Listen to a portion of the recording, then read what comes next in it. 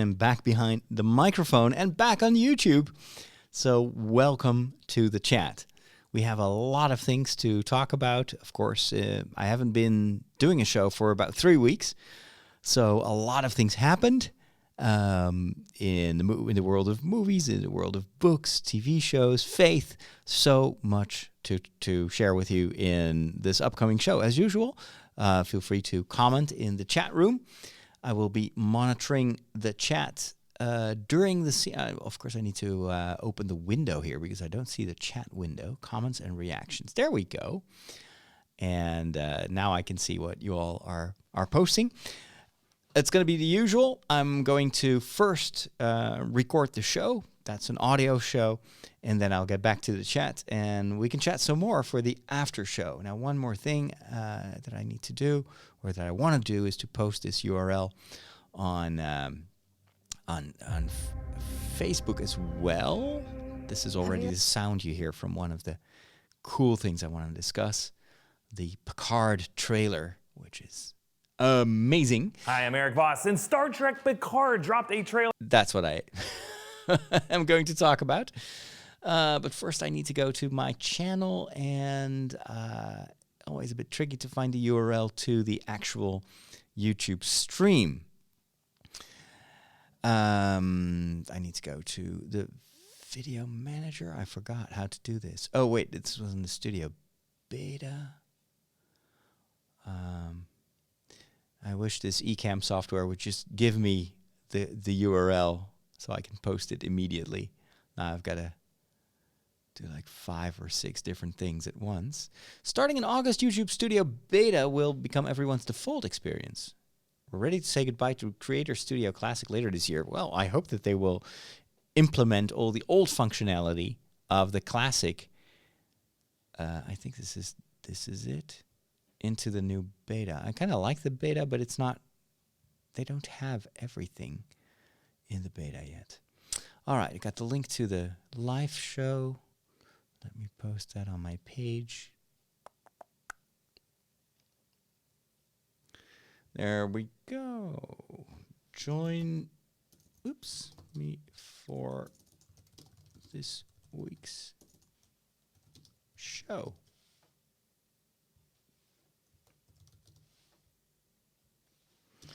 And we post the URL.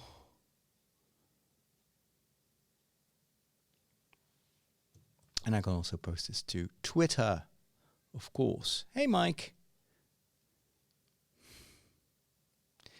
Yeah, I've been away for 3 weeks, but I was really glad to be able to step away from regular production.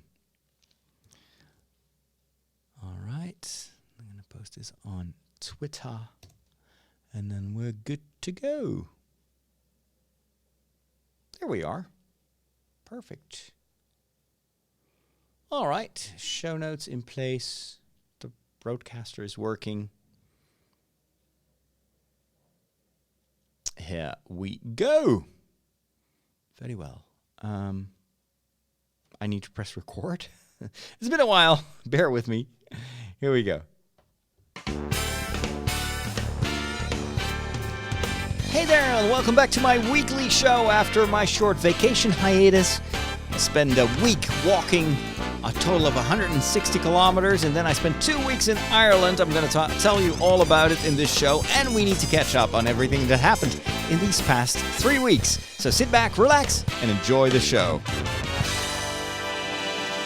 And this episode is brought to you by my patrons. They support me on a monthly basis, and you can join their community. And in return, I will give you an extra podcast every week. And wait, there is more. Not just do you get an extra podcast, but I will work hard to give you exclusive video content as well. And one of the things that you can look forward to as a patron is my documentary about Ireland that I shot entirely on my Asus Zenfone 6, and I'm currently editing it. And I can tell you stories about Ireland, but it's much cooler to see it with your own eyes. So join the patrons. You can do that for as little as $1 a month. And in return, I will give you some extra stuff to enjoy. Do you know what's going on? This is what's happening in your world. Face it, Catholics rule. We got Boston, South America, the good part of Ireland, and we're making serious inroads in Mozambique, baby. You've taken your first step into a larger world. The good part of Ireland, that supposes that there is a bad part of Ireland, and it's been my experience over the past 2 weeks that there is no bad part of Ireland. I've been both to regular Ireland and to Northern Ireland, and it is such an amazing country. So beautiful. The people are friendly. The history is amazing. Nature is stunning.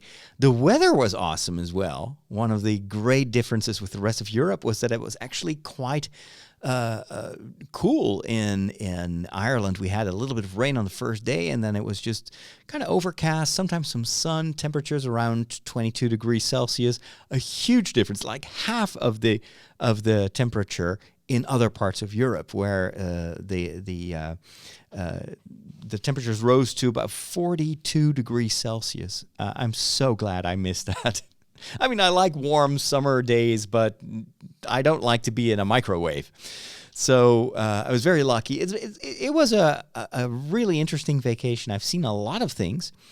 Also quite exhausting because we did so much hiking and climbing. And not to mention that, of course, right after I came back, I had to go back to work, go to the parishes. And I kind of need a vacation of my vacation and get some extra sleep. And also physically, it's been really, really a challenge. And not to mention that, of course, before that, I went on this Walk of the World, which was this huge walking event in the Netherlands, 4 days, where you walk between 40 or 50 kilometers every single day. I walked for charity. That was a great experience too. I talk a little bit about that in my episode of The Walk for this week, so you can find that over at tridio.com. And that's also where I share some of my experiences in Ireland. But of course, this show is too short to talk about all that. And I'm working on this video report or this documentary about my experiences in Ireland. And I'm so happy with what I've been able to shoot. Even though I only used my phone, I was traveling super light. Nowadays, with these prize fighters, like I flew with Ryanair, they reduced the luggage that you can take with you even more, unless you pay more. But then these prices are insane. It's like half of the ticket that you pay for an extra piece of luggage.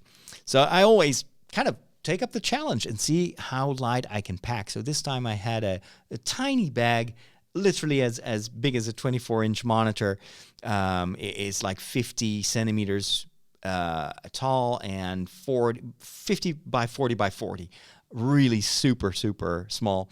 That's why I didn't take any cameras with me. I didn't even take my iPad or my computer. The only device that I had with me was my Kindle and my phone. And I managed to get by. Internet was pretty spotty. Even the 4G was quite bad where we lived. So I had very, very slow internet. But that also helped me to take a break from, the frenzy of providing you with content and updating. The only thing that I did every evening, I posted some photos, and that was fun to do. And I did two YouTube live streams on top of huge mountains, which was insane. I discovered that I had great reception on top of that mountain, much better than in the valley below. So I tried one live stream. And then a couple of days later, actually on the last day of my vacation, I did another hike up a huge mountain. And I was able to stream live from the abyss there. And if you've missed that, just check out my YouTube page over at youtube.com/Father Roderick. That's where you can find those two live streams. And that's also where I'll post some more stuff in the future. And with that, it's time to get things going on this show because, of course, when you are away, the world keeps on turning and news keeps on breaking. So there are a lot of topics I want to talk with you about.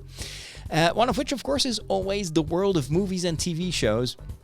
And I just want to give you a short summary of what I've been able to watch, what kind of movies I watched while I was away. And not real recent movies, but some classic ones. And they're still great. How do you not like movies? They're predictable. Like, the guy gets the girl, and that kid sees dead people, and Darth Vader is Luke's father. Not liking movies is like not liking puppies. They're fine. I just get bored and never make it to the end. You know, you need a movie education. You need a movication. I'm gonna give it to you. This movie tune always had a bit of a James Bond vibe to my ears. I've been using this for 15 years, I think, this single tune. Some of these jingles that you hear in the show are as old as I am in terms of podcasting. And speaking of James Bond, that is one of the movies, we watched three James Bond movies together on a small TV in the house that we rented in Ireland, in the county of Leitrim. We were close to Fina, the small town of Fina, and there was this small TV, and it had a DVD player. Plus, they had some movies for us to watch, and one of those movie boxes consisted of the three first movies of let's say, the more recent James Bond. So it was Casino Royale.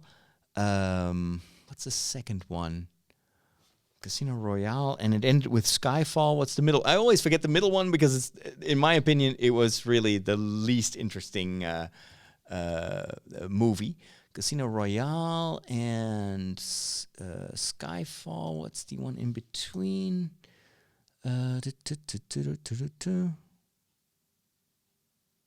Okay. Quantum of Solace. It's just such a weird title as well, Quantum of Solace. That's the only movie that I fell asleep during which I fell asleep. But I truly enjoyed Casino Royale much more than the first time I saw that. I saw it in the movies, and I don't think I've ever seen it afterwards. But it was so much better than I remembered. And it's all about the poker game. And this is based, I think, on the first novel that Ian Fleming wrote. And it kind of feels very static as a story. James Bond has to win a high-stakes poker game in order to kind of get into the loop with these criminals or whatever, uncover their criminal organization, etc. But then he gets poisoned, and there are so many breaks in the poker game. And it has a very unexpected finale in the city of Venice, which is partially CGI because buildings start crumbling, etc. And it has a very emotional ending, which is at the time was kind of new for the James Bond genre, that there is a continuity in let's say character building, and James Bond loses someone that he cares for, and he's betrayed by her, and that carries over into the next couple of movies. And that's an interesting, kind of more modern thing that they introduced in the James Bond series. Of course, after Skyfall, there is Spectre, but we didn't find the DVD of that, so I want to go back now and rewatch it again. And of course, as we speak, they are filming another episode of this particular James Bond series. So I wonder if they're going to wrap up the story, if they're going to introduce a successor to the current James Bond. We don't know, but I'm looking forward to this ongoing story. Skyfall definitely was the best of the three. I love that story. Especially the ending in Scotland with that house, like the old manor of the Bond family, where they find there is revealed to be a secret passageway for priests that would say mass at that chapel, and then when the house was attacked, they could escape through this underground corridor, and that's what they use in the movie as well.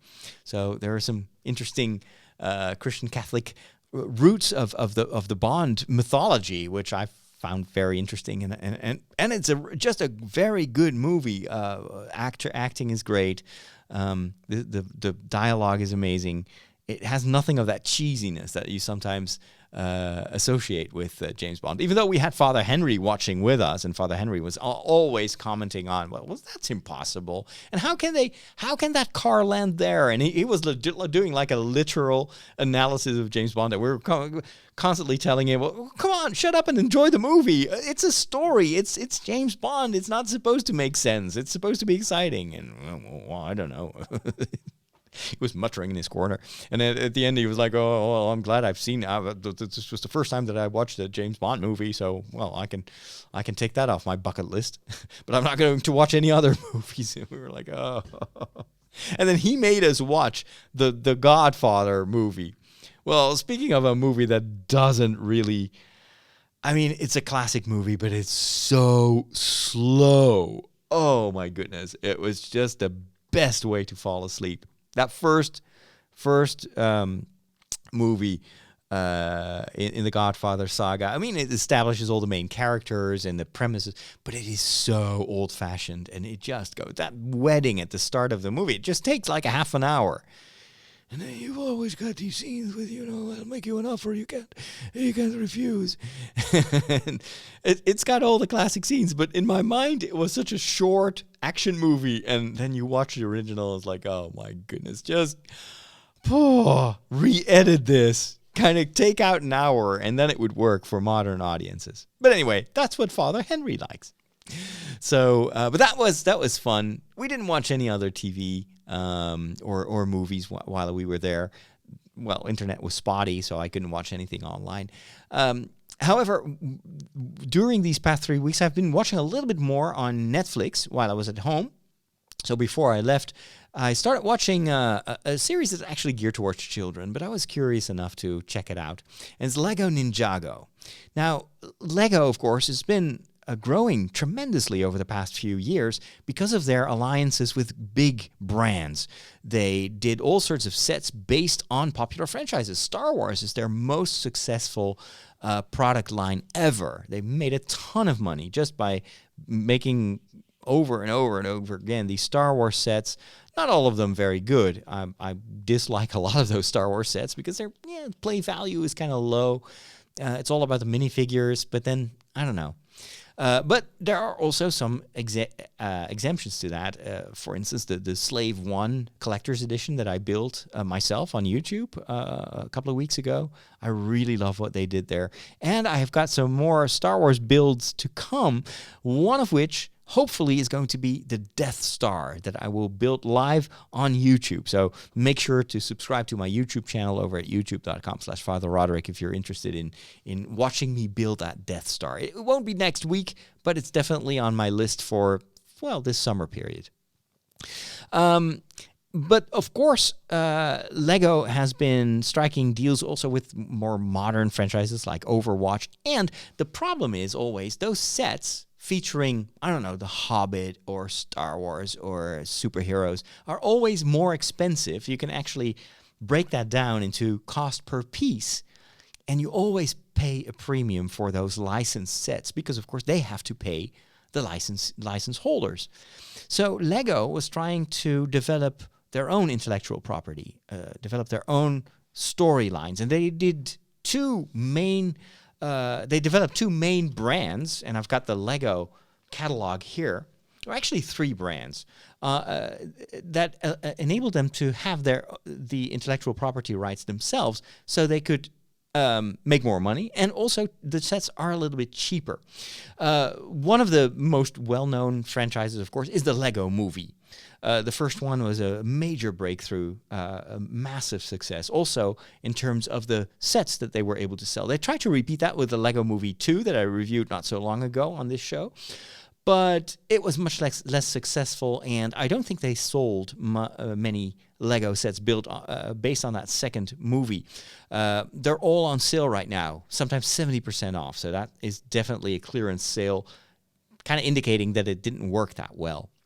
The other franchise that they developed was Ninjago, and I only knew Lego Ninjago from my nephews, who are big fans of the Lego Ninjago franchise. And it didn't really speak to me. It was all these fighting scenes and these masked ninjas, and it looked a bit, I don't know, generic. But then I saw an advertisement for a Ninjago set that intrigued me, not because of Ninjago, but because of the building techniques it used. It's based on the Ninjago movie that I tried to watch, and I stopped watching it after a minute or 10 because I just didn't get the story. You miss all they did like 9 seasons of TV like rather cheaply produced TV shows or TV seasons to develop this Ninjago backstory. And so it tells the story about 4 kids, basically teenagers, that want to become teenage ninja, not turtles, they're just ninjas. And they're taught by a wise master, which definitely has some references to Yoda. He's got, even his voice is a little bit like Yoda, and there are some jokes, some inside jokes there that you will get if you're a Star Wars fan. So that's funny. They kind of play with that, and they have to discover their inner strength, their how did they call that in the series? Their ultimate power, their true self, blah blah blah. And only then they become true Jedi. Or Jedi, ninjas. It's the same thing. Basically, they have to let go of things that hold them back. They have to become themselves. It's a bit, predictable, but it works in the context of the story. It's a bit of, I don't know. It's not really educational, but it's meant to be a story with morals, with certain moral values. Since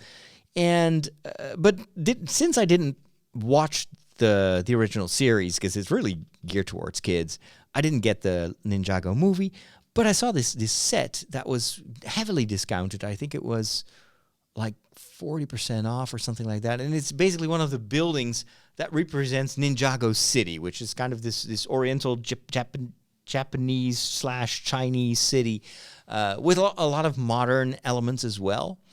So it's kind of New York meets Shanghai. And the set looks really cool and has a lot of different rooms, and there's so much happening in that set. And that's the kind of Lego I've discovered that over the years, or over the months, I should say. I'm not back. I've only been building bigger Lego sets for a short time now. But I've noticed that what I like building most are builds that have all these little stories as part of the entire build. Like my favorite build so far was definitely the Hogwarts Castle, because every room that you build or parts of the tower all refer to parts of the story that you know and love. And so building the castle is like reliving that story, and that's why I enjoyed it so much. And with Ninjago, I saw this build of Ninjago City, and I decided to buy it because it's, even if I am not going to keep it, it is a good investment because it's never been this low in price, and you can always resell it secondhand and still get most of your money back, if not more, because these sets sometimes just go out of, they're no longer available anymore, and then collectors try to get them, and you can sometimes even make money by selling your old sets. I'm still waiting for it to arrive, but in the meantime, I'm watching this Ninjago series to kind of help me get into the story, and it's actually surprisingly good. I've now finished the first season, and it is, I would say it has more than one similarity to the Star Wars animated series, the Clone Wars, and the more recently the Star Wars Rebels, or that last one with the pilots. So it's geared towards children, but it has enough elements in it that make it enjoyable as well for parents as well. I'm not a parent, but it's something you can watch with your children. And as I said, it's meant to be a bit educational. There are some themes in that series that are worth talking about with your kids. So I would recommend this to parents if they want to check out something that is, well, it's cartoon violence, of course. It's about these ninjas, but it's also creative because there's a lot of Lego based on the Ninjago series. So it's something that could become a good topic of a conversation with kids. So in that respect, I'm really enjoying discovering this Ninjago world and the storytelling that Lego is doing. And then the final franchise that they've recently launched is also very interesting, but more from a technical point of view. Let me look in the catalog. This is, by the way, is a very special catalog because it comes with an app. And the app, you can install that on most recent phones. What it does is you can point the camera at the pages in the catalog, and the stuff that you see on the page will come alive. It will be there in AR. And so, for instance, if you have, I don't know, the spaceship of the Lego 2 movie, it will, if you look at it through your phone, the spaceship will suddenly hover over the page, and you can turn around it, and there are little animations. It's very well done. And this is a technique that they've also implemented in one of their most recent lines. I'm trying to find that in the catalog, but for some reason I can't find it. It's this kind of Ghost Stories franchise. It's not Fantastic Beasts, not Jurassic World, Speed Champions, Minecraft, Ninjago. I don't see it in this one. That's interesting. Maybe it's only in the second catalog. They always have 2 catalogs per year. It's the Hidden Side franchise. Anyway, I'll briefly tell you what it is. So you've got these kind of like ghost stories that they tell. So there's this spooky house or a train that is possessed, and you build the set, and this is pretty innovative. You build the set, you put it on a table in front of you, you point your app, your Lego AR app to it, and all of a sudden, it will turn into a game. And you see your build surrounded by an AR background and foreground. You've got ghosts coming out of windows, and you have to shoot them. And it's a very simple gameplay, but it's so innovative that the AR app can see what you've built, recognizes the build, and enhances it with digital animations. It's still in its early stage, but you can see the potential of combining Lego with AR elements. And of course, it makes the experience of building a build so much more fun, because you know that what you've built is only one part of the fun you're going to get. The app literally adds another reality, another layer of reality to what you've built. And this is done with very limited technical abilities, of course. But imagine in a few years from now, when we have our AR glasses or whatever, and we can do this in 3D.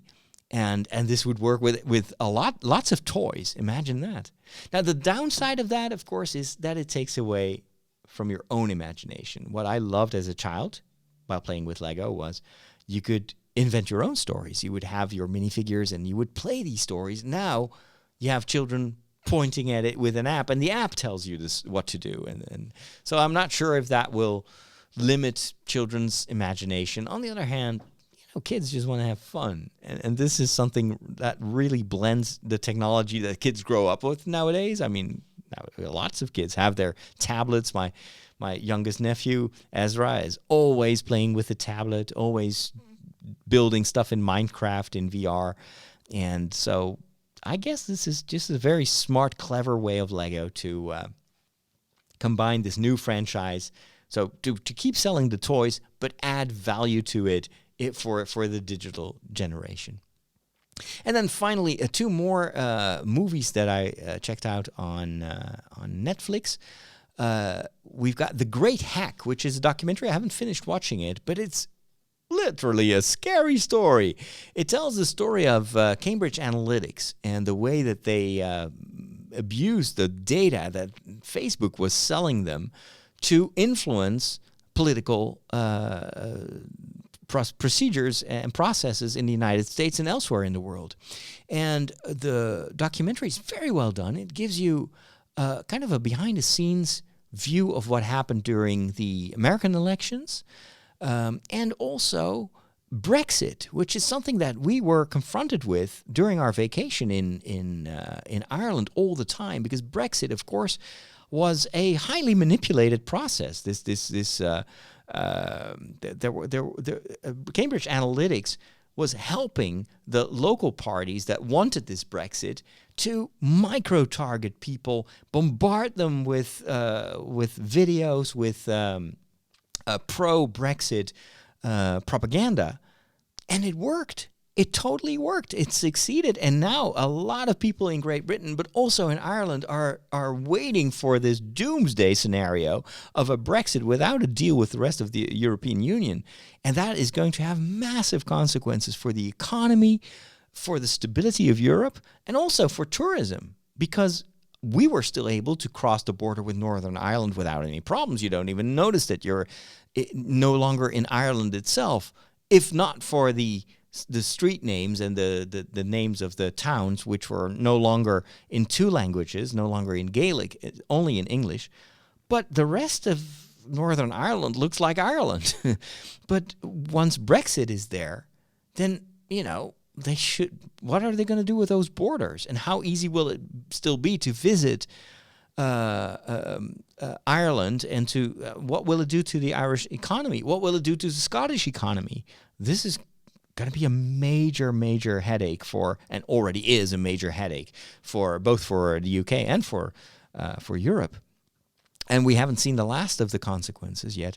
But this documentary, The Great Hack, shows you how much of that process was manipulated, and people were being manipulated. And it's a very, very scary documentary, because you know that we are the commodity in this whole process. We are giving away so much of our preferences, our likes, our Facebook is always playing the innocent, like, oh, we had no idea that all this was happening, and we promise that we'll never do it again. And then 2 weeks later, there's a new scandal, a new data leak. And it's not just Facebook, Amazon, Google, they're all doing this. Amazon is selling you so much, and it works. I mean, I buy all my stuff on Amazon because they know so much about you.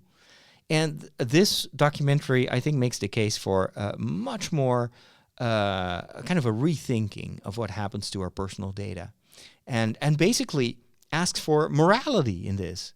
We need moral values that guide this, not just economic values. It's not just about making the most money or having the biggest electoral success. There is something about the privacy of people and helping them make well-informed choices.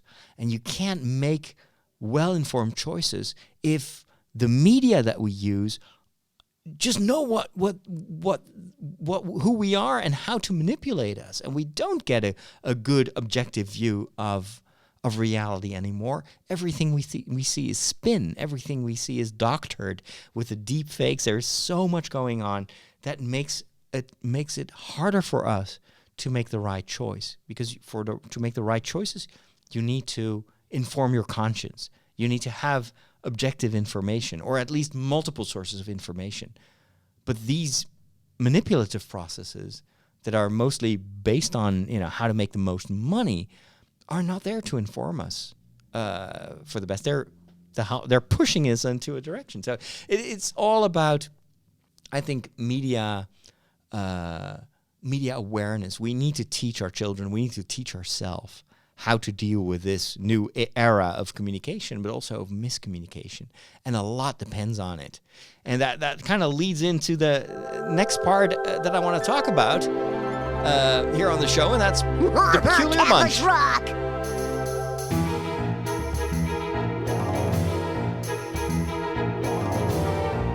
Here on the Peculiar Munch, we're always talking about things that you may not be that familiar with. Catholic stuff, for instance.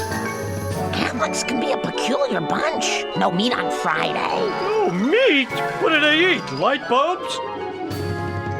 Today I want to address these dramatic times in the United States with the mass shootings, 3 in a row. Man, what do you think of that? You guys got more crazy rules than Blockbuster Video. Now, I don't know, of course, when you're listening to this, but when I'm recording this just comes on the heels of 3 mass shootings in the United States. One was during a garlic food festival, and then 2 more 24 hours, not even 24 hours apart, mass shootings in one in a mall and one, I don't recall the details. And it's just another It's a repeat of what we've seen time and again. Always these attacks. And of course, this is what we see on TV. But let's not forget about all these attacks happening in the Middle East, in parts of Africa, attacks against Christians, against priests, of priests being murdered almost on a daily basis in some parts of the world. So there is a lot that we see, a lot that we don't see. And every time it looks like a rinse and repeat. How do we deal with that? How do Catholics deal with that? Does the Catholic Church say anything about, for instance, about arms, about the right to wear arms, about gun control? Is that something that the Catholic Church should speak up about, or is it something that the Church should not interfere with because it's state, it's not a faith thing, and bishops should mind their own business.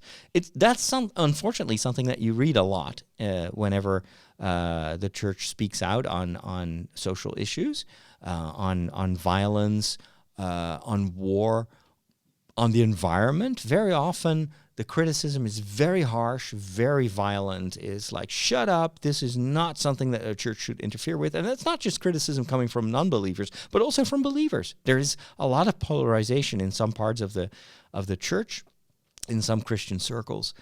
And it's almost as if you can't say anything anymore. Because the moment you say something, you speak your mind, based on what you know, which can always be limited, you always have to be careful in what you say, but it's as if it triggers this aggression. It's like, whoa, don't tell me anything I don't want to hear or don't agree with. That if the moment you say something I don't agree with, you're my enemy. That, I think, is a massive problem in our culture, in our society today. The moment we can't listen to someone else anymore, the moment we can't have the courtesy to let the other person express his or her opinion, even if it's a different opinion from mine, or especially when it is a different opinion of mine, I don't learn anything anymore. I don't question my own identity anymore. And we as a society don't grow closer to each other anymore. Because before we can empathize with the way someone else looks at the world or looks at himself, we have already built a wall. We've already, taken out our gun and was like, don't get any closer. I don't want to hear, la, la, la. I'm closing my ears and my eyes. And that is something that is absolutely not part of the Catholic worldview or the view on how we should interact. Jesus himself gives us the example of listening to his adversaries, of talking to his adversaries, of debating with his adversaries. There are so many people that come towards him and try to get him to say something stupid or to lure him into a controversy, trying to kill him even. But every time you see that Jesus listens, he tells stories, he mirrors, with stories, he mirrors the position of his opponent. But he always helps people think about where am I in this story? Should I perhaps change my point of view? Should I convert? Should I change my ways? The only way in which you can change people is by having this open conversation, by not pulling out your guns. And that is, I think, the big issue right now. And it kind of ties into the previous topic that I addressed with this misinformation, this huge data manipulation that takes place that we're only partially aware of, where without really realizing we're more and more inside this bubble and we don't encounter anyone else anymore that is outside of our view of the world. And so it makes us lazy.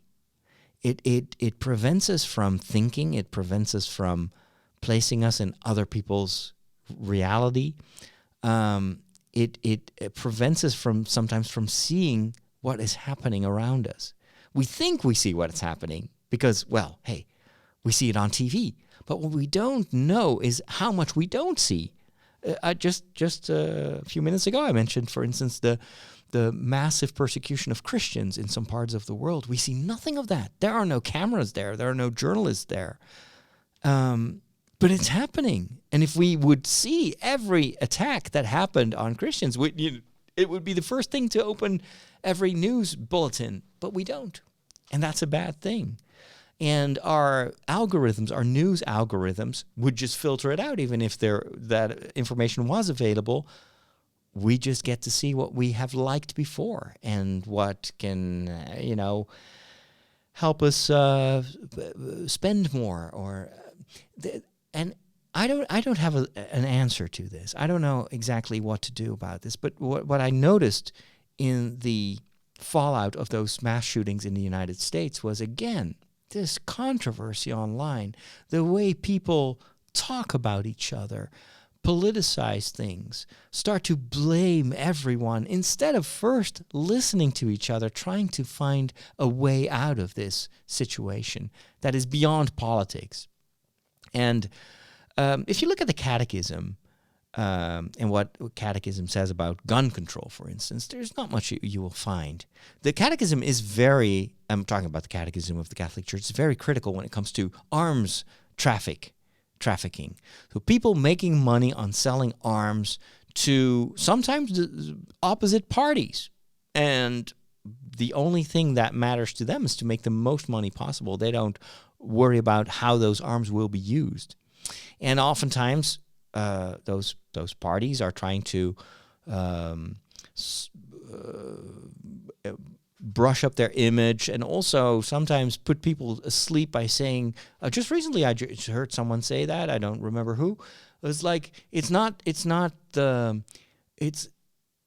gun that fires itself. It's the person, it's the lunatic behind the gun. It's like, as if the fact that those guns are available doesn't play a role in this. Of course that matters. And then what you see time and time and again, they're going to blame it on video games. Or they say, it's just this person is mentally disturbed. Yeah, but that person is mentally disturbed and has access to weapons. So there is definitely something. So the Catechism talks about the right to self-defense. And even the use of lethal force in defending, for instance, your family or your own life. But it doesn't talk about gun control, maybe because it's so obvious that is something that you should strive towards. The big difference between, and I'm talking as European, but we have video games. We have mentally disturbed people running around. The difference with the United States is they don't have access to these weapons, to these automated rifles, to limitless ammunition. So, and we don't have mass shootings at this scale. We have terrorist attacks. We don't have these crazy people just going around shooting 10, 20 people, young and old, in a mall. So something needs to happen. But before something can change, you need to have the will to listen to each other, the will to listen to the victims, and the will to figure out a future. And that is, I think, where the Catechism of the Catholic Church is much more relevant in a broader way when it talks about peace and building a culture of peace. And building a culture of peace is not just about gun control. It starts way before that. It starts about our virtual guns that we shoot at each other in debates, in our comments on Facebook. And that's something we should ask ourselves. How often have we been violent in discussions? We're not using guns, we're using words, and words can hurt. Words can really cause massive damage. So how often have I been shooting off my opinion, my worldview, as if it was a gun, without first seeking to find common ground? Those are the questions that we need to ask ourselves as a society. And we also have to be, I think, much more critical towards the role that media play and social platforms like Facebook play in bringing people together. When Zuckerberg says that it's my role, it's always been my dream to bring people together with our platform, he's only telling a partial truth. He's omitting the fact that his company has grown rich over controversies. The algorithms are triggered by violence, by not by the like, but by the angry faces and the tear faces that you put on those posts. It's by controversy, by anything that stokes up anger, resentment, aggression. That is what makes people riled up and makes people want to invest time in the platform. The voice of goodness, the voice of peace whispers, and the voice of aggression and violence yells and screams. And that's where Facebook is tempted to make most of its money. And I think that needs to change. And the only way it can change is if we as users change. If we don't let ourselves be triggered by everything that is targeted at us to make us angry. Because anger leads to the dark side. Yoda says it, and it's so true. It does not lead to a better world. Anger, aggression, hatred. And that's so true as well on a religious level. And when I see how Christians and Catholics treat each other online, I'm thinking we're so far away from what Jesus preached. And there is no excuse for that. We are challenged to do better and to have more patience with each other. And instead of persecuting each other with words or sometimes with weapons, we are called to love each other, to forgive each other, to try to understand each other. But that is not what I see happening in Christian circles online. And it pains me. It makes me very sad. And but it's the world in which we live. And what I can't change these big processes. I can't change Facebook's algorithms. What I can change is my behavior and my online behavior and the way I treat other people in my podcasts, in my YouTube conversations, in the way I comment. And that's something I can do, and that will impact people, perhaps not everyone, but it will have a small effect. But big effects, big changes in society are caused by small choices, by individuals that do the right thing. When did you become an expert in thermonuclear astrophysics? Last night. The packet. The extraction theory papers. Am I the only one who did the reading? Let's talk about books. And whoa, I did a lot of reading while I was on vacation in Ireland. I did a lot of audio reading. I tried to do a little bit of reading on my Kindle, but it's hard to concentrate. And I was on vacation with 3 other priests, so there's always something to do. If we weren't on a tour or visiting an old castle or an abbey or we were hiking in the mountains, then we had to cook or celebrate Mass, do the dishes. So there was always something. But the big advantage of audiobooks is you can listen to them while you're on a hike. While I'm climbing this mountain, I'm at the same time in Middle Earth. And that, because I've been reading one of the best books that I've ever read about the movie industry. I've already mentioned it in one of our previous episodes. It's called Anything You Can Imagine, Peter Jackson and the Making of Middle Earth. It's written by Ian Nathan, who is a collaborator, an editor of the famous Empire magazine. And Empire is a very highly respected film magazine. It is excellent, both visually, photographs are beautiful. They have the most amazing interviews. The writing is amazing. But also their podcast. If you are not listening to the Empire movie podcast yet, go check it out. You will not regret it. It is one of the best movie podcasts that I know. And one of their editors has written a couple of books now, and one of his latest is about the making of Middle-earth. It tells the story of how the Lord of the Rings trilogy came about. And as I said last time I mentioned it, and I hadn't finished the book yet, it is a very meticulous analysis of how these movies were made, and also almost a love letter to fate in a certain way, to I would say to Providence, because these movies could have been so different, and actually there is so much that went wrong and that could have gone wrong, that it is a miracle that the Lord of the Rings movies were ever made. It's a fascinating behind the scenes look into mostly the adventures of Peter Jackson and the people surrounding him. It also tells a lot of stories that I didn't know about the actors and how they experienced this 3-year process of making these movies. They were filmed back to back, out of sequence. It is totally impossible what they pulled off, but they did pull it off. And listening to that, and this is like 60%, 70% of the book is about the Lord of the Rings movies. It makes you appreciate the movies so much more.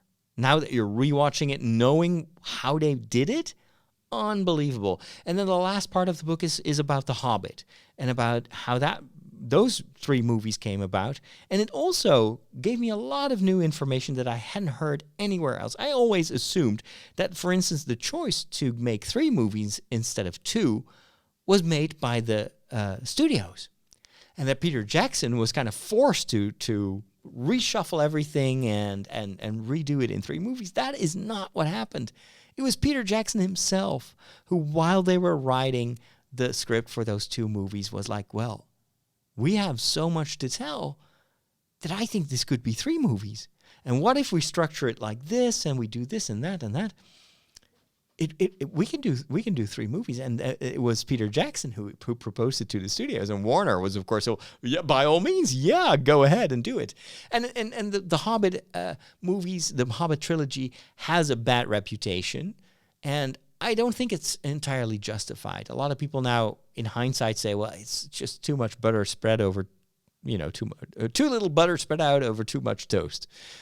But it's actually pretty amazing what they were able to do and how they expanded the movie using a lot of the appendices, a lot of creativity. There was a lot of writing kind of based on very small events that are mentioned in the book.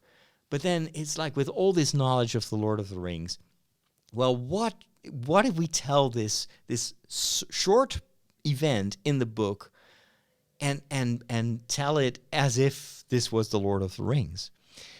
And Peter Jackson, of course, is constantly trying to balance the kind of the more fairy tale-like nature of the original story, which was written as a bedtime story, with the expanded universe that Tolkien created afterwards. And that is still canonically part of the events of The Hobbit. And if you look at how these movies were made, Peter Jackson was not at all planning on filming this thing. He stepped in at the very last moment when everything got delayed because of rights issues, etc. And he stepped in and pulled it off and made 3 movies. And the second movie, I really liked the second movie. He considers that to be the weakest movie of the bunch. He actually is most proud of what he did in the third movie, which a lot of Tolkien fans would say is the weakest one, because it's, the Battle of 5 Armies. It's kind of long-winded.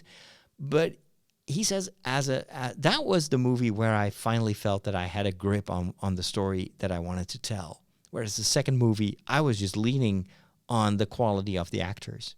And that second movie is saved by the incredible talent of everyone involved.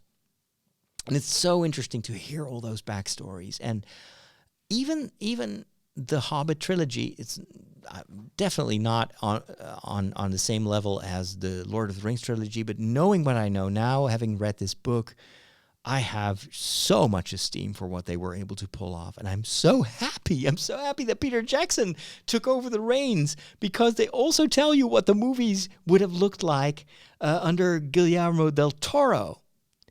The book gives you so much insight in what Guillermo was going to do with those movies, and it's pure horror. I'm so glad. I mean, he wanted to do like sky replacement and make like these funky colored skies so that it would look more like a fantasy world.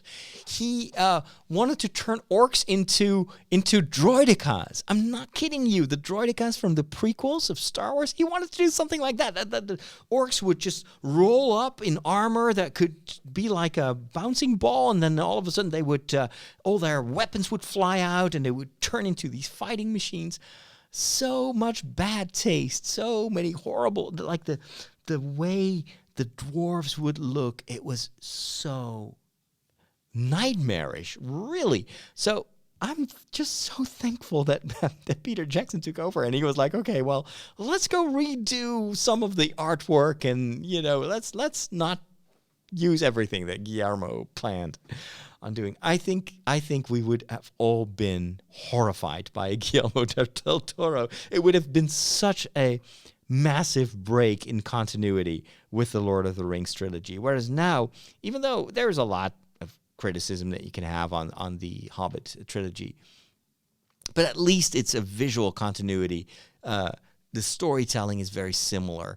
The music is similar. The art, I mean, there is so much to enjoy there. And it's like Star Wars. I'm not a big fan of the prequels, but I'm glad they're there. And they do enhance the original trilogy, just as Rogue One did, just as Solo did. And I appreciate it for that. It makes me enjoy 4, 5, and 6 so much more. And in a way, The Hobbit does the same to the original Lord of the Rings trilogy. It makes me admire the Lord of the Rings even more when you see how much had to happen to make these 6 movies a reality. I'm still apprehensive about the Amazon Prime series that they're going to do. They just released a trailer, by the way, which is fascinating. Did you see that as a teaser trailer? And it presents the creative team behind this upcoming Second Age television series. And it's meant, I think, to reassure the fans that they have some quality people involved, and that's absolutely the fact. I was very happy that at least the artwork will be in continuity with what they did in the existing movies. But at the same time, what this book tells me is that even with the best people involved, you can still end up with nothing. And you can, because they also tell the story of Immortal Engines, for instance. A lot of the other, King Kong even, which was a moderate success, but it wasn't the box office cash hit that everyone thought it would be. So even Peter Jackson cannot always repeat the success of his Lord of the Rings trilogy. And that is true, of course, also of the Amazon series. It may have all the right ingredients, and it may still taste in such a way that we're like, well, nah. Only time will tell, but I'm grateful for what we've seen of Middle-earth so far. I'm very eager to see what they're going to do with this new series in the Second Age. And the more Middle-age, the merrier. As long as it's not a Guillermo Toro version of Middle-earth. I don't think I could survive that. All right, let's talk a little bit about another franchise that is coming to our small screens. Also on, well, not on Amazon Prime, but on Netflix. And the trailer just broke while I was on vacation, so I haven't been able to talk about it yet. But we need to talk about it now, because it is Picard, and he's back, and it's awesome. I see aliens. Little aliens from outer space. And how are things in outer Plutonia? How many times have I told you not to wear your space boots in the house? For the shape I'm in, you could donate my body to science fiction. Get your suit on! We need ya! We already had a few seconds of a teaser trailer, but now we have the official teaser, full trailer of Star Trek Picard. And oh my goodness, it is everything I hoped it would be. You see in the first few shots, you see Picard in his French vineyard. 2 decades ago, Commander Data sacrificed his life for me. And we see These past few years, his life in France there. To belong here. And he tried to belong there, but it never truly felt like home. It didn't feel like home. Because, of course, Picard belongs on the bridge of a spaceship. He needs to be the Picard we all remember. And this trailer really brings him back. So what I loved here is that this is perfect continuity with the events in Star Trek Nemesis.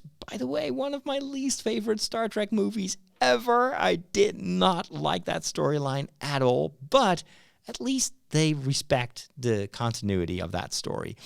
Data has sacrificed himself. Remember, he blew himself up with the ship to save Picard, who he beamed out right before he could intervene.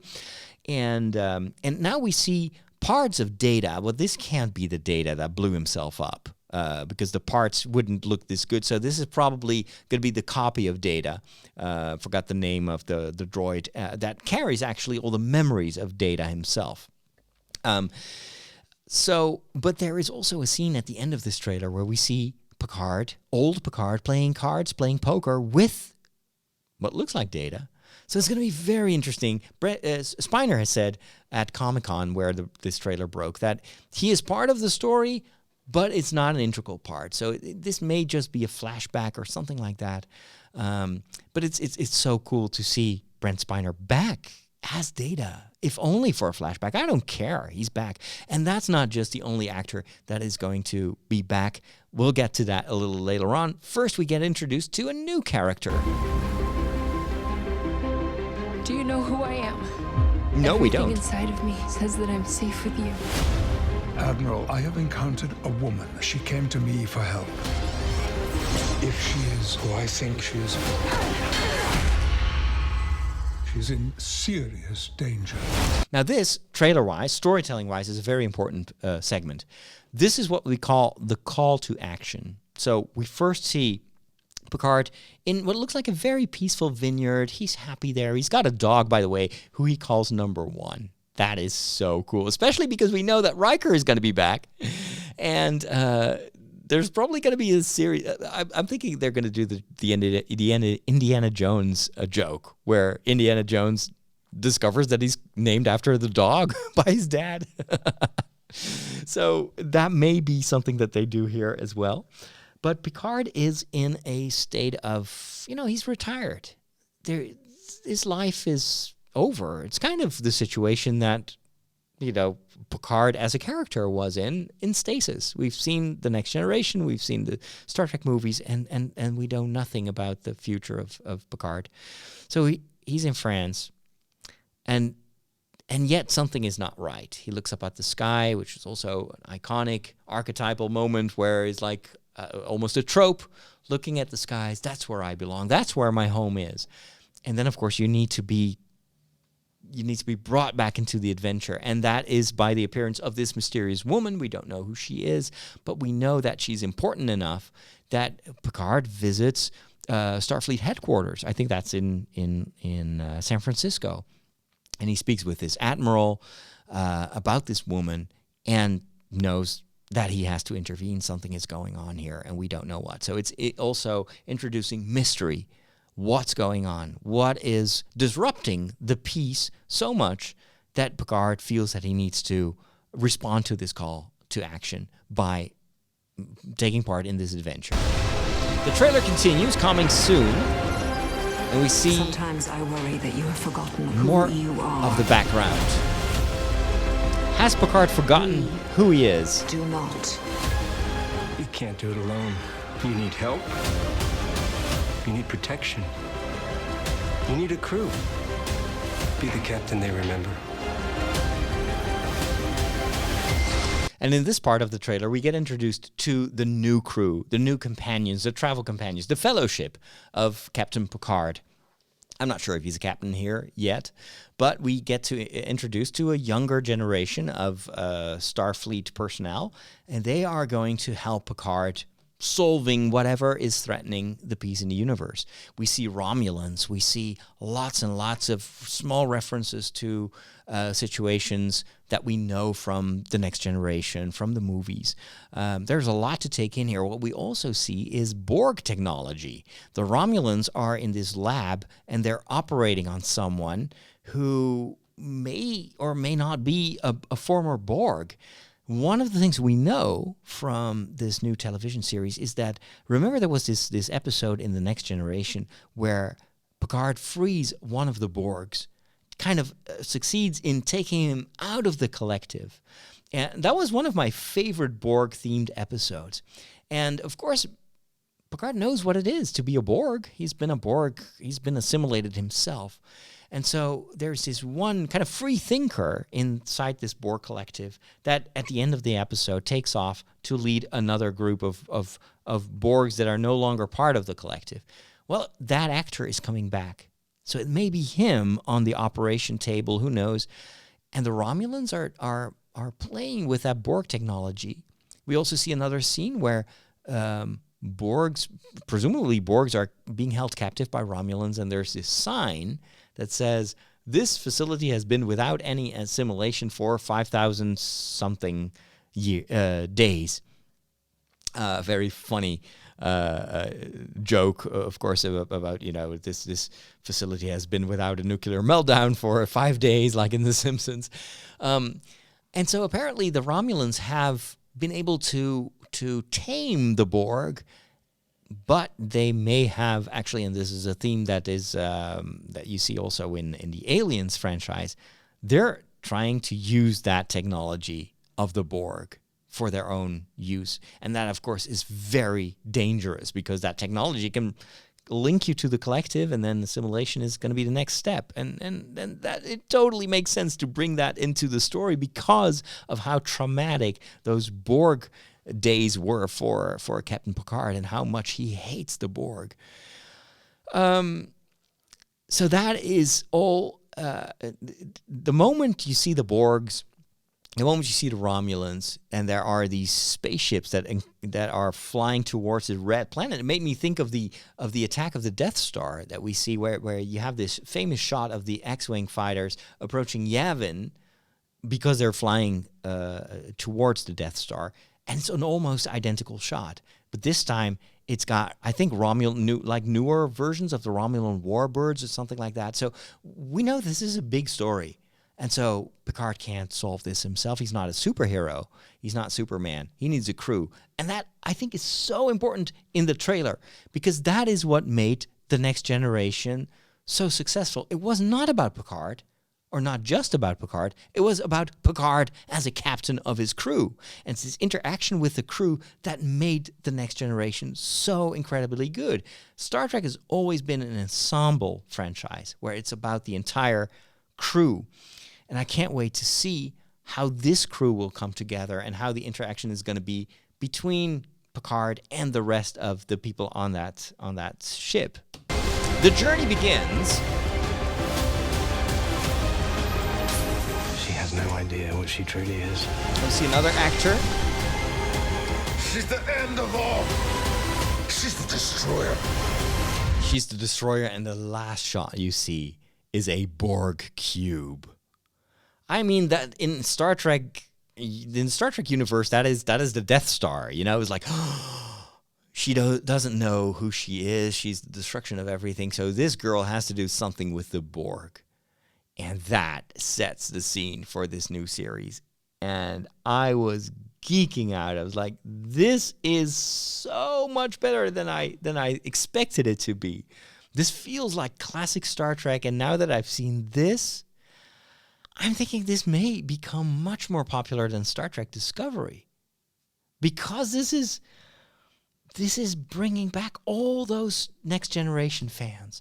It also brought back, that's the final surprise of the trailer, one other character that made us all scream. And here she is. What the hell are you doing out here, Picard? Saving the galaxy? 7 of 9 is back. Engage. And that was the topping. That was the cherry on the cake.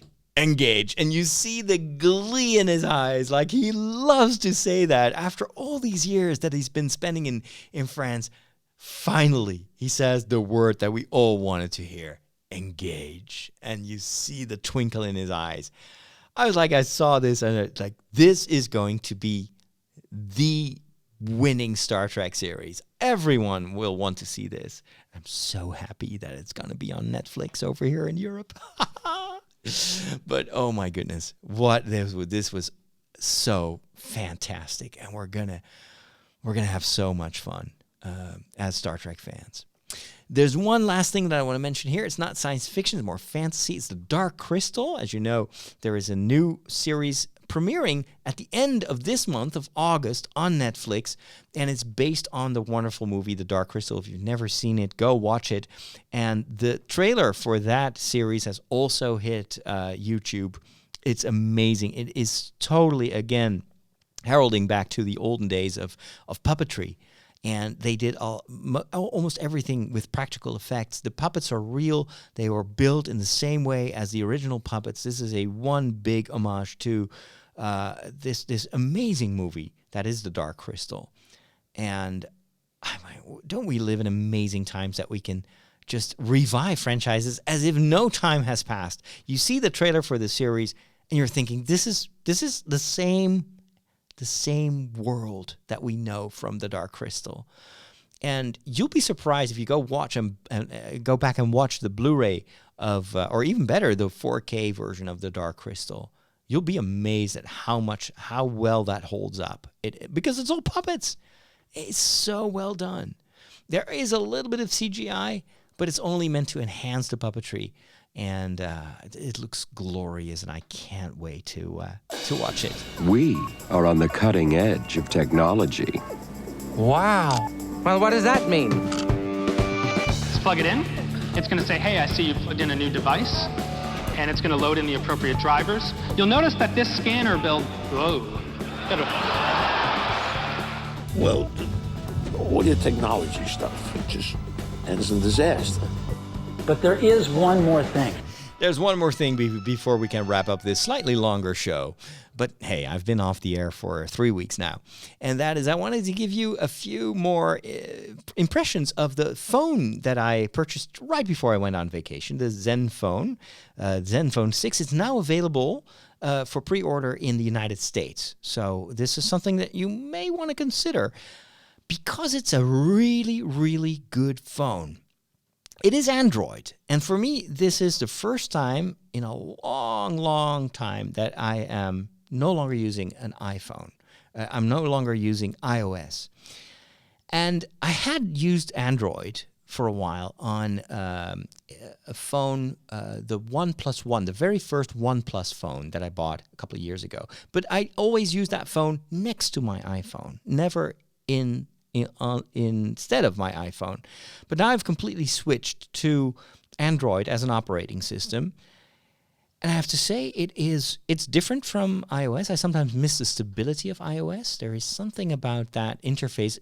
It is very simple, but it just works. With Android, it's slightly more confusing. I have this app tray, and it's... I don't know. There are a few quirks that I have to get used to, but there are also a lot of things that Android does much better than iOS. Notifications are great. There is a lot of customization that you can do. The App Store on Google Play is just as good as iOS, but in addition to that, you can, if you want, and it's a risk, of course, but you can sideload stuff on an Android, which you cannot do on an iPhone. Most of the apps, the usual apps, are identical. I don't see any difference between Facebook on iOS or Facebook here on the Android, or Twitter or WhatsApp or Instagram or YouTube. It's all similar. This phone is 100 times faster than the iPhone 6 that I had. So that is a joy, that everything is super fluid. And I love having my entire screen without nudges, without cameras.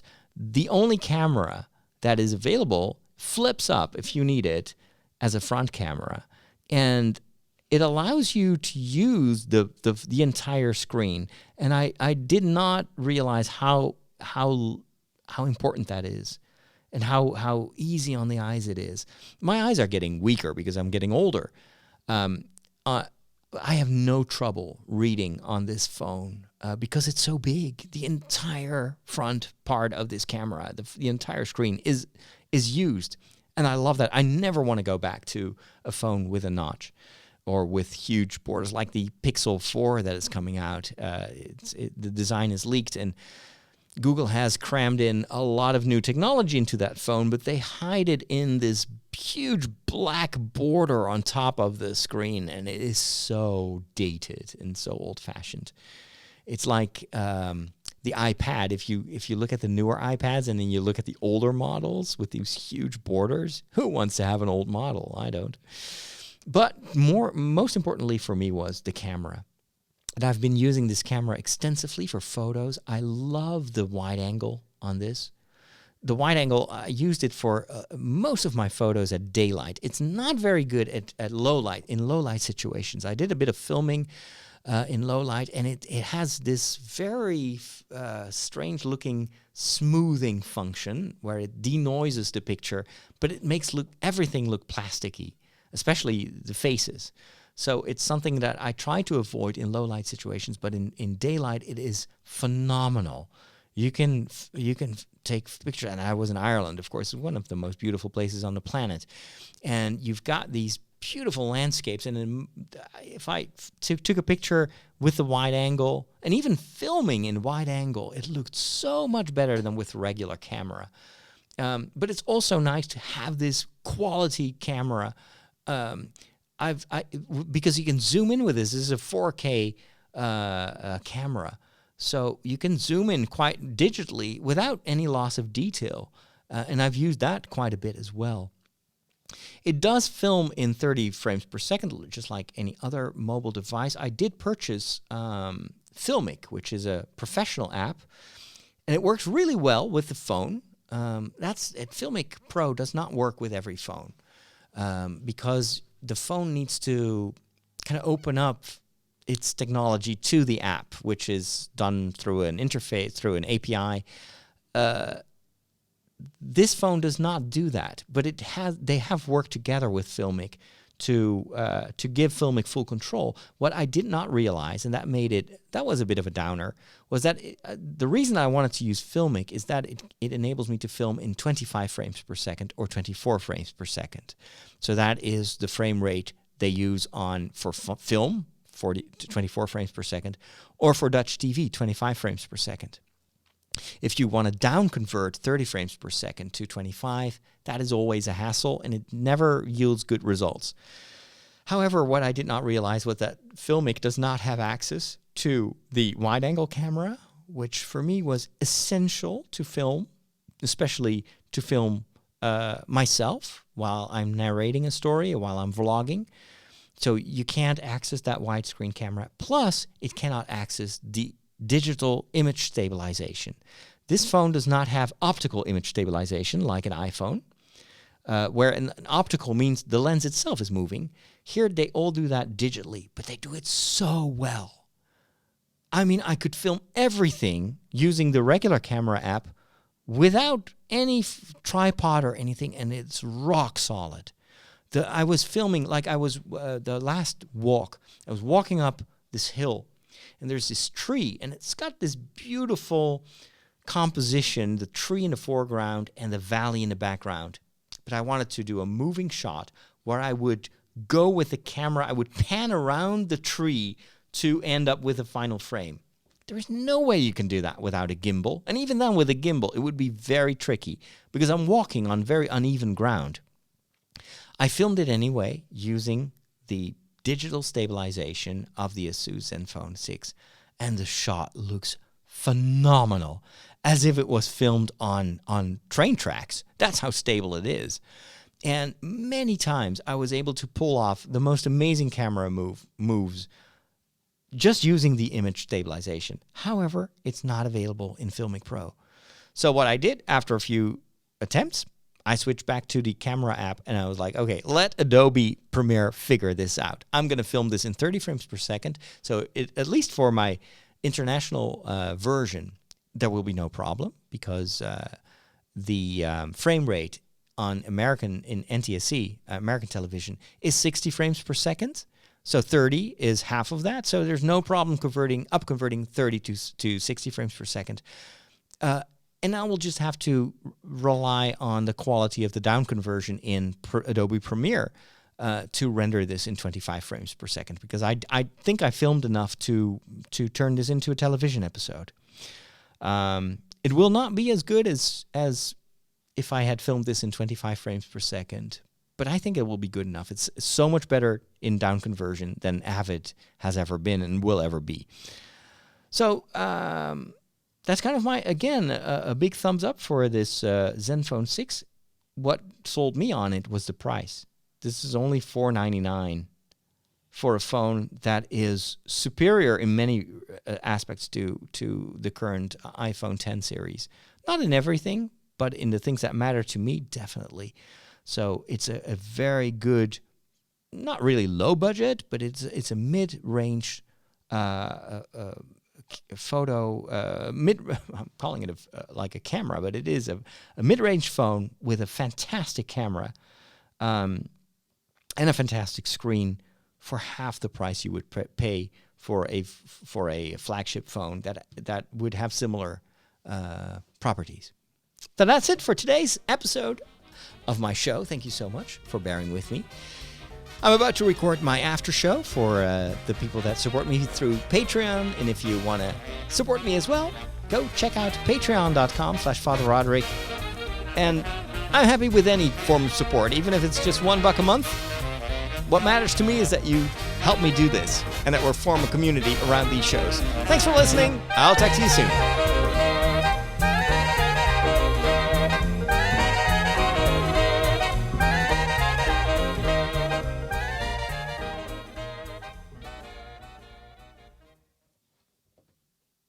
And it's a wrap. At least it's a wrap when it comes to this show. And now we're going to go to the after show.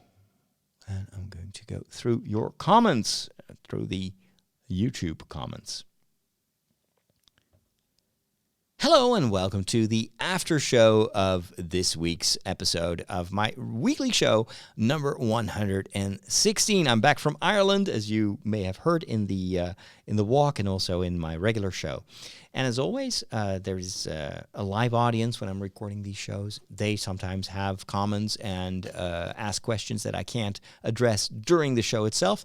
That's why we have an after show, so I can go through the things that people post. A lot of people are happy that I'm back. It's been a while. It's been 3 weeks. It didn't feel like 3 weeks to me, at least not in terms of being in contact with you, because I was constantly posting updates and videos and photos on Facebook and on Instagram, and also to a lesser extent to a Twitter audience, although I never know how many people actually see my stuff on Twitter. Not so much, I assume, because Twitter is not so much for personal updates. Anyway, it was great to be able to show you a little bit of what I experienced during my long walking days and in Ireland. And that's only the tip of the iceberg. There is so much I want to share with you. And I'm going to do that with my patrons because I'm working on let's say a small documentary about Ireland, about my pilgrimage, because I felt it was more than a vacation. In many aspects, this was a pilgrimage in Ireland, and I've learned a lot from these long-gone monks, their lifestyle and the history of Ireland. It really inspired me, and I want to share that with you. And I'm going to do that by creating a video, probably about half an hour long, which I will make available to you as patrons as a special thank you. Let's see. People are happy that I'm back.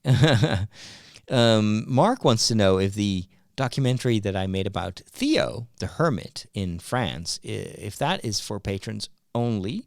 I'm still debating. I've someone else edited that into a 2-part documentary. I haven't seen the final result yet. If I were to make that available to my patrons, I would have to translate part of it. I don't know how much time that is going to take me, but it has been edited, so I'll have to think about that. And more importantly, I need to carve out some time to do that. But I first want to do Ireland, because for Ireland, I did do a lot of on-camera explanation. So I did do a lot of stuff in English only. And it's only later, while I was vlogging, I realized, well, I could probably do a Dutch episode with this material as well. So that's when I started to slightly change my way of filming, so to facilitate more voiceover stuff. But I do have a lot of stuff in English, which will fit the international version of the story. Someone in the chat room wants to know if I've seen Alita Battle Angel. Yeah, I've seen it. I've reviewed it also on my podcast. I'm not sure where. I can probably look that up on the website of Tridio.com. I loved it, and I want to see a sequel to it. I thought it was a brilliant movie and enjoyed it thoroughly, even watched it in 3D. Alita Battle Angel. It's in my show that dates back to the 27th of February 2019. So if you go to Tridio.com and you look for the show called Angels and Umbrellas, you will find a pretty extensive review of Alita Battle Angel.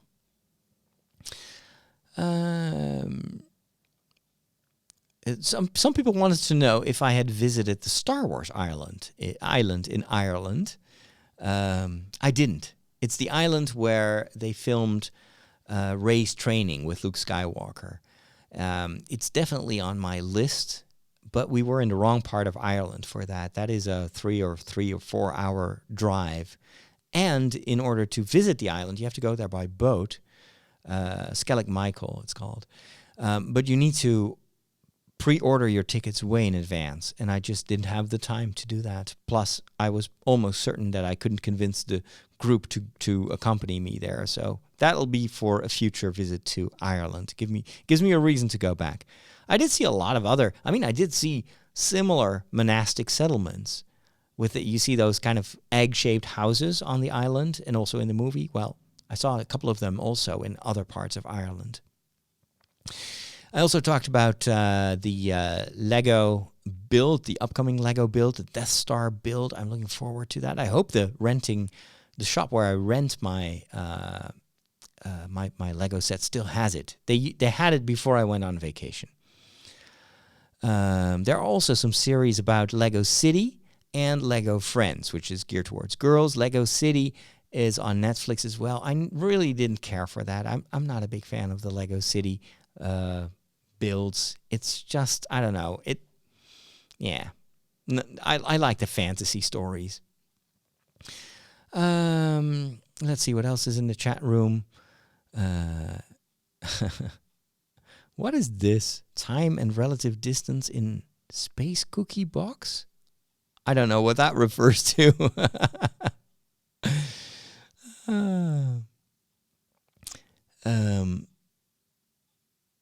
Let's see. Oh, some people are wondering if I read the comments or not. Yeah, I read them at the end of the recording. That's what I'm doing right now. And then, of course, I addressed the lack of civil discourse in both in Christian circles, Catholic circles, online in general, and what that does to our societies. It makes us so aggressive. And it's this, we need to build, if we want to stop violence, wars, shootings, what we can do is build a society of respect, a society where people listen to each other before they start yelling their own opinion, because that has never convinced anyone. So it's this listening culture that we can start building today, and that will ultimately also change our society. I'm convinced of that.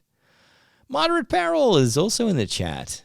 The quality of public discourse has declined noticeably in the UK over the last 3 years. It's very hard to have a civilized debate on most issues. That's true. And it's the data manipulation, the media manipulation makes it worse and fans the fire. We need to be aware of that. And I think these scandals that we are discovering, and go check out the Great Hack on Netflix. The more people become aware of what's going on with our data and how we are being manipulated, the more it helps us also to change our behavior and to change the way we use internet.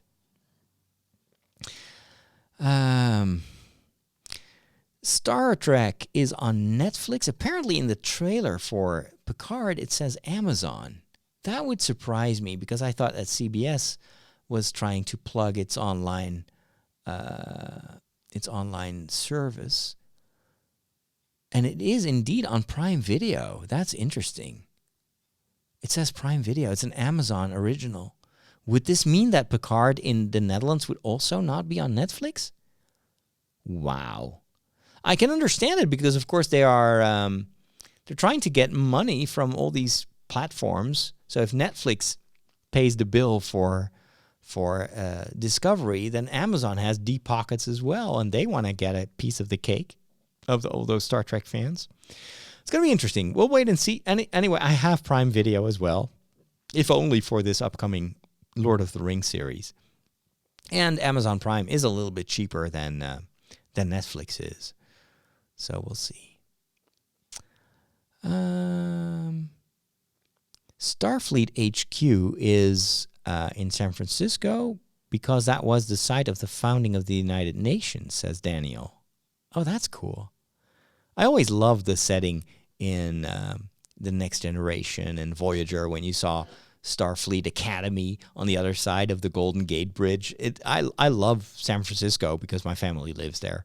So I always have a weak spot for when I see San Francisco in the future.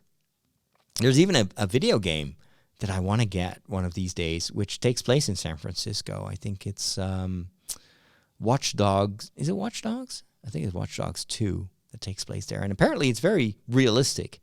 I always love it when cities like video game cities are built on the real floor plan of cities or the real road plan, because I remember I had a game when I was still in university, a Microsoft racing game, Midtown Madness, and that game made you race the streets of Chicago. The Windy City. That's how the race would start. Welcome to the Windy City. And I've never been to Chicago. But ever since I raced the streets of Chicago, I still felt that in a certain way, I had been there. And I wanted to see the city with my own eyes. And I almost saw it earlier this year when the Star Trek convention was taking place in Chicago. But as you know, I canceled that at the last minute. And so I still have to go to the Windy City. What else have we said? The TARDIS on my desk. Yes, this is actually not just a TARDIS. It is a cup of tea. I can pour in some Earl Grey hot, which, by the way, was in the trailer for Picard. You see the cup of tea while they were playing poker, when Picard and Data are playing poker. There is a cup of tea, steaming hot Earl Grey tea. Now I want to get a cup of Earl Grey tea when I get back home.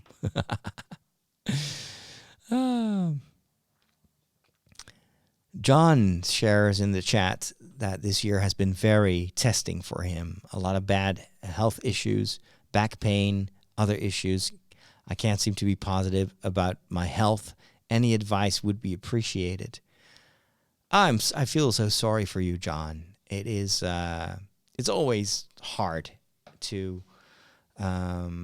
Faith is tested often in these times of trial where you're hurting so much that you can't think straight anymore, especially if it's back pain that's preventing you from sleeping. It's not something you can switch off. My advice to you would be don't make any rash decisions when you're being tested. One of the things I always tell myself when I'm in a tricky situation and it hurts is this too shall end. This too will go by. And of course, I don't know the prognostics for your back issues and if there is a fix or not. But this is a temporary moment in your life, and you cannot yet see the good that will come from this. And that is something that I've learned in my life over and over again. Even the worst of times can still yield something positive. But it's often when you're in the midst of it, you can't see what. And it's only when you're on top of the mountain and you look in the rear view mirror of your car, that's when you start to discover why the road took you where it took you and what you've learned and what it gave you. The other recommendation that I would give you is don't carry your cross alone. Try to find people where you can vent, where you can be yourself, where you can just complain and they won't judge you and they won't try to comfort you in cheap ways like, oh, but it's nothing. And think of people that are in a much worse situation than you are. Well, I am in this situation. I'm hurting. But try to find some friends or family that can carry you through this and can empathize. Maybe people that have suffered from similar ailments. Try to form a small community of people that can help you carry this cross, because that's what it is. There's no way to soften it for me. I can't give you any, but friends in situations like these are so valuable. And then, of course, ask for prayer. Even if you can't pray yourself, don't be afraid to ask other people to pray for you, because they will. And that will actually do you more good than you may even realize right now. And asking other people for their prayer also is a gift to them, because they can do something for you. And oftentimes when people are confronted with pain, physical ailments, they don't know what to say, they don't know what to do, they don't know how to behave. So you actually do them a favor by asking them something that they can do. And if they're not religious, you can always ask for good thoughts, which you will then kind of classify as prayer anyway, because when someone thinks about you with love, that is prayer, even if they don't know it is, but it is, because prayer is always, what is prayer? Prayer is connecting in love, connecting with God, connecting with your neighbor for who you pray, but it's always done through love. Love is the network. Love is the USB cable. Love is the energy. So, and I'll definitely be praying for you. And if you need some support, or you just want to take your mind off the pain, feel free to hop online and complain while I'm building my Lego builds or whatever. The chat room is there for that sort of stuff as well. All righty. So thank you so much. I'm going to wrap this thing up, and I got to get home because I'm not supposed to be here at the office. I'm supposed to have the afternoon off. The afternoon is almost over, so I'm going for a run. Finally, I'm done walking. I'm going to go back to running, and I'll share my experiences in one of these next updates. But for now, that's it. Thanks for being a patron, and I will talk to you soon. God bless. Rappity rap. Okay. Thanks for watching. I will see you soon, probably on YouTube, while I'm building my my Lego creations very soon. One of these days. It's good to be back.